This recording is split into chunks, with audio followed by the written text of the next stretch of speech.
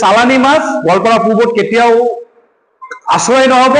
উৎখাত কৰাৰ কাৰণে গোৱালপাৰাৰ ভোটাৰসকলে ইতিমধ্যে যোজা চলাইছে। যি নেতাই নিজৰ গাদীৰ সুৰক্ষা কৰাৰ স্বাৰ্থত বা নিজৰ ব্যক্তিগত মুনাফাৰ স্বাৰ্থত আজি বিধায়কৰ সপোন মিলি নিজৰ সমষ্টিত 15টা বছৰ যিসকল কাৰ্যনিৰ্বাহক কৰি আছিলে, তাৰপিছত নতুন এটা সমষ্টিত আহি তেওঁলোকে যি ভোটাৰসকলক প্ৰবঞ্চনা কৰিবৰ কাৰণে জাল মেলিছে, তাক কেতিয়াও আমি গোৱালপাৰা পূব সমষ্টিবাসীয়ে মানি নলওঁ।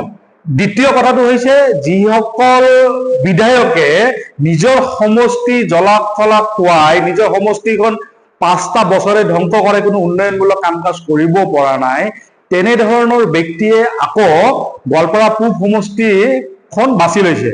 এতিয়া চাওক, গোৱালপাৰা পূব সমষ্টিৰ কোনো চৰণীয়া পথাৰ নহয় যে যিকোনো এজন ব্যক্তি নিজৰ বিধায়ক হোৱাৰ স্বাৰ্থত কেৱল নিজৰ মুনাফা আদায়ৰ স্বাৰ্থত এটা সমষ্টি বাছি ল'ব, তো এয়া কেতিয়াও সম্ভৱ নহয়। আজি গোৱালপাৰা পূব সমষ্টিৰ বাকীয়ে এটাই কথাই সকলৰ মুখে মুখে আপোনালোকে চাব পাৰিব, একেটাই চৰ্চা যে সমষ্টি এখন যদি উন্নয়ন লাগে, তেতিয়াহ'লে সমষ্টি এখন যদি আগবাঢ়ি লৈ যাব লাগে, তেতিয়াহ'লে ইয়াতে স্থানীয় এজন ব্যক্তি লাগিব, স্থানীয় এজন বিধায়ক হলেহে এখন সমষ্টি উন্নয়ন দিশে আগবাঢ়ি যাব।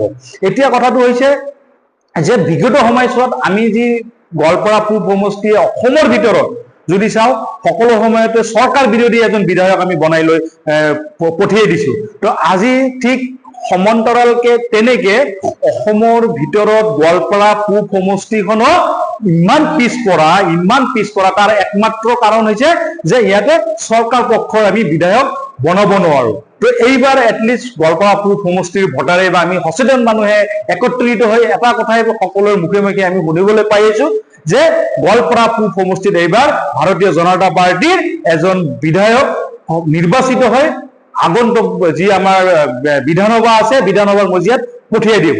আৰু স্পষ্ট ভাষাত আৰু এটা কথা কৈ দিওঁ যে যি কংগ্ৰেছী বা UDF ধৰ্মৰ নামত মুছলমান লোকসকলক আৱেগিক কৰি ভোট বেংক হিচাপে ব্যৱহাৰ কৰি আহিছিলে, সেই প্ৰবঞ্চনা এতিয়া ৰাইজে বুজি পাইছে।